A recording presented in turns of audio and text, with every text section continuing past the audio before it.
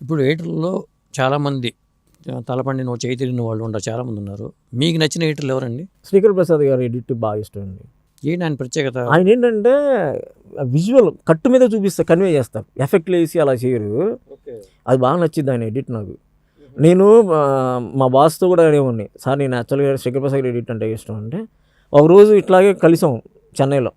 మా సార్కి behind వుడ్స్లో gold medal award వస్తే కలిసి ఆయన ఉన్నారు శ్రీకర్ ప్రసాద్ గారు. అప్పుడు అడిగా, సార్ ఫోటో ఇప్పటి వరకు నేను ఎవరితో ఫోటో దిగలేదండి, నాకు ఇష్టం ఉంది ఫోటోలు దిగను, సార్ ఆయనతో దిగుతాను సార్ నేను ఫోటో అడగరా సార్ అంటే, ఆయన వెళ్ళి ఏం చెప్పారంటే, మా బాసు, సార్ నా అసిస్టెంట్ కానీ ఏంటంటే మీరంటేనే మీ ఎడిట్ బాగా ఇష్టం అంట సార్ అని చెప్పన్నారు. సార్ అదేంటి సార్ అని అంటే, పర్లేదని ఫోటో అడుగుతున్నారు సార్ అంటే, సరే అని చెప్పి ఫోటో తీసుకున్నా. హ్యాపీ మూమెంట్ అది.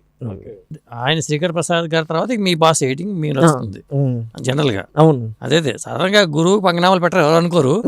మీ ఫీలింగ్ అది. ఆయన సాధారణంగా ఆయన ఇక్కడ ఫీల్ అవ్వాలా మీరు అన్నప్పుడు కూడా? అవును, అంతే కదా, ఫీల్ అవ్వాలి. నేను చాలా ఓపెన్గా ఉంటాను ఆయన దగ్గర. ఇప్పుడు ఆయన తప్పు చేశారు, ఒకసారి ఓపెన్గా ఉండడం కూడా ప్రమాదమే కదా అది. ఉండొచ్చు, కానీ తర్వాత రియలైజ్ అవుతారు కదా ఎందుకు చెప్పాడని రియలైజ్ అవుతారు.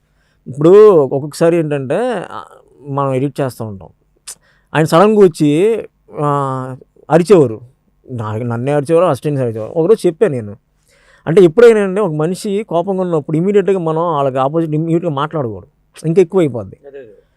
వాళ్ళు కూల్ అయ్యి సాయంత్రం 6 o'clock 7 o'clock ఇంటికి వెళ్తున్నారు, సార్ 2 నిమిషాలు మాట్లాడతా సార్ మీతో అన్న. చెప్పా ఏమాదం అన్నారు. సార్ ఇప్పుడు ఏమన్నా ఉందనుకోండి సార్, తప్పు ఇప్పుడు మనిషి అనేవాడు ఎవడైనా తప్పు చేస్తాడు, తప్పు చేశాడు ఓకే, మీరు మర్చిపోతున్నారా, నాకు గుర్తు చేయమంటే నేను గుర్తు చేస్తానని చెప్పి, మీరు ఈసారి నుంచి ఏంటంటే పొద్దున్నే రాగానే తిట్టొద్దు, వాళ్ళు ఫ్రెష్ మైండ్ వచ్చి ఎడిట్ చేస్తాం మేము, మీరు తిట్టగానే ఆ రోజు మొత్తం డిస్టర్బ్ అయ్యారు, సార్ ఇలా తిట్టారు అని.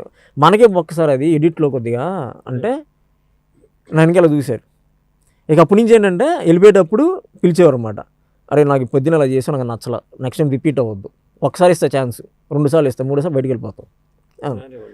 అందుకే ఏంటంటే ఆయనకి ఎలా అంటే చూసేవాడిని, మనిషి కొద్దిగా కూల్గా ఉన్నాడా, ఇప్పుడు చెప్పచ్చా లేదా అని. అలాగే ఆయన ప్రతి ఒక్కరికి అలాగే చెప్తానండి. ఇంకోటి ఏంటంటే ఎడిటింగ్ డిపార్ట్మెంట్లో ఉన్నవాళ్ళు తమ దగ్గర అసిస్టెంట్గా పెట్టుకోవాలంటే ఎంతో నమ్మకం ఉంటే తప్ప పెట్టుకోరు. ఒక్కోసారి చుట్టాలను కూడా నమ్మరు. ఇప్పుడు ఆ మొహాటం కోసం పోతే ఏదో జరుగుతుంది, తర్వాత లీక్ అవుద్ది, ఏదో జరుగుద్ది. మరి మిమ్మల్ని ఎట్ట పెట్టుకున్నాడు ఆయన, ఏ నమ్మకంతో పెట్టుకున్నాడు ఆయన? మీ పిల్లలు ఇంటర్మీడియట్ మరియు ఎంసెట్ చదువుతూ సబ్జెక్ట్స్ లో కన్ఫ్యూజ్ అవుతున్నారా? కాన్ఫిడెన్స్ లెవెల్ తక్కువగా ఉందా? రిపీటెడ్ మిస్టేక్స్ చేస్తున్నారా? అయితే మీకోసమే ఉంది Rise app. 1 lakh question bank, performance analysis, online classes by experts, ఇంకా మరెన్నో ఫీచర్స్ తో మీ ముందుకొచ్చింది Rise the perfect guide. Description లో ఉన్న లింకును ఉపయోగించి సబ్స్క్రైబ్ అవ్వండి. నేను ఇక్కడే చెప్పాను కదండి, పైసా మూవీకి చేసినప్పుడు నేను ఎలా ఎంత జెన్యూన్గా, సార్ కావాలంటే అడగండి, అతను అడిగితే నాకు ఇవ్వద్దని చెప్పి అతనే చెప్పాడు, నేను ఎక్స్ట్రా యాడ్ చేసి ఉండొచ్చు అని పిలిపించి అడగండి సార్ అన్న. అప్పుడు ఆయన డిఫరెంట్, ఎవడు అలా అండు, నేను అలా అనేపాటికి ఆయన నచ్చింది, కొద్దిగా పర్లేదు అనిపించింది ఆయనకి. తర్వాత కూడా నేను చెన్నైలో ఉన్నప్పుడు కూడా కొద్దిగా జెన్యూన్ ఆయనకి క్యాష్ ఇచ్చేవారు నాకు, ఆయన అంత ఇచ్చారు, ₹1 కూడా వాడుకునేవాడిని, అది సార్ మీరు ఇచ్చారని. ఒకవేళ నాకు అర్జెంట్గా అవసరం అయింది 5,000, నేను 5,000 అయితే ₹1 కూడా మిస్ అయ్యకుండా సార్ ఆ రోజు తీసుకున్నా, డేట్ కూడా వేసి ఇచ్చేవాడిని.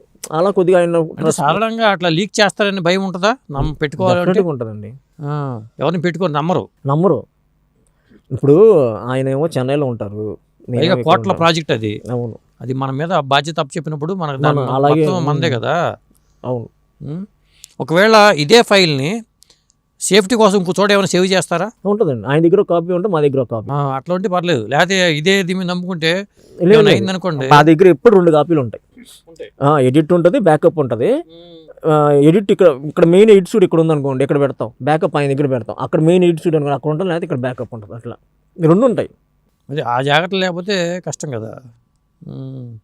ఇప్పుడు టెక్నికల్ అప్డేట్స్ ఏం వస్తున్నాయండి ఎడిటింగ్ పరంగా చూసుకుంటే?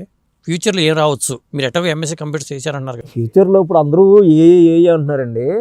ఇప్పుడు ప్రాంప్ట్ ఇంజనీరింగ్ నేర్చుకుంటే ఇంకొద్దిగా ఆర్టిఫిషియల్ ఇంటెలిజెన్సీ, ఏఐ. ఓకే, అదేంటంటే కొద్దిగా ప్రాంప్ట్ ఇంజనీరింగ్ నేర్చుకున్నాం అనుకోండి, కొద్దిగా ప్రాంప్ట్ ఇంజనీరింగ్ అంటే ఏంటి? ఇప్పుడు కమాండింగ్ లాగా, ఇప్పుడు మనకి గూగుల్లోకి వెళ్ళి పలానా వ్యక్తి ఎగ్జాంపుల్ ఎవరో ఒకరు పేరు కొట్టి ఈడేం చేశారు స్టాటస్, అట్లాగా ప్రాంప్ట్ కొట్టాలన్నమాట. ప్రాంప్ట్ అంటే మీకు ఏం కావాలని కొట్టారనుకోండి, ఆటోమేటిక్ ఇప్పుడు ఒక ఇమేజ్ ఉంది, ఇమేజ్ బ్యాక్గ్రౌండ్లో వచ్చి ఏదో పిల్లో గిల్లో ఏదో పెడదాం అనుకున్నాం, దానికి కమాండ్ ఇవ్వాలి, దాన్ని ప్రాంప్ట్ ఇంజనీర్ అంటారు, ప్రాంప్ట్ కమాండ్. అది ఇస్తే ఆటోమేటిక్గా అక్కడ చేంజ్ అవుతుంది. ఇప్పుడు ఏంటంటే అది ఎడిటింగ్లో కూడా కొద్దిగా కమింగ్ డేస్లో అప్డేట్. మరి అప్డేట్ కూడా మరి అవ్వాలి కాబట్టి ఏం చేస్తారు, మీరు ఏం చేస్తున్నారు దానికోసం నేను ఇప్పుడు ప్రాంప్ట్ ఇంజనీరింగ్ అవి నేర్చుకుంటున్నారు? బుక్స్ ఆల్రెడీ తీసుకున్నానండి, అమెజాన్లో ఉంది, 67 పేజెస్ ఎంతో. అది బేసిక్, మనం బేసిక్ నేర్చుకున్నాం అనుకోండి, తర్వాత చేస్తుంటే అలవాటు అయిపోద్ది. మా ఫ్రెండ్ ఆల్రెడీ ఒక జాబ్ చేస్తాడండి ఏఐలోనే, వాడే నాకు సజెస్ట్ చేశాడు. ఎప్పుడు 2 years బ్యాక్ 3 years బ్యాక్. అది ఏ అంటే నాకు అప్పుడు అర్థం కాల. ఇప్పుడు తర్వాత లేటెస్ట్గా ఇప్పుడు అందరూ రీల్స్ అన్నీ పెడుతున్నారు ఇన్స్టాలో, ఏ అంటే అప్పుడు చూసిన తర్వాత వాడు ఒక రోజు వాడితో కూర్చున్నాను, వాడు చెప్పాడు నీకు ఏ హెల్ప్ కావాలని ఉన్నాను కదా నేను చేసి పెడతాను, వర్క్ ఈజీ అవుతుంది దానివల్ల. వర్క్ ఈజీ అవుతుందండి. అది ఇంకా డెవలప్మెంట్లో ఉంది, టైం పడుతుంది, 2025 2026 అవుతుందండి. అదే ఇప్పటికిప్పుడు అప్డేట్ అవుతూ ఉండాలి కదా. అవునవును, అప్డేట్ కాకపోతే మనం వెనకబడిపోతాం. డెఫినెట్గా. కత్తిరి పెట్టి కత్తిరించిన రోజులు ఉన్నాయి, డిజిటల్ వచ్చింది, మారిపోయింది.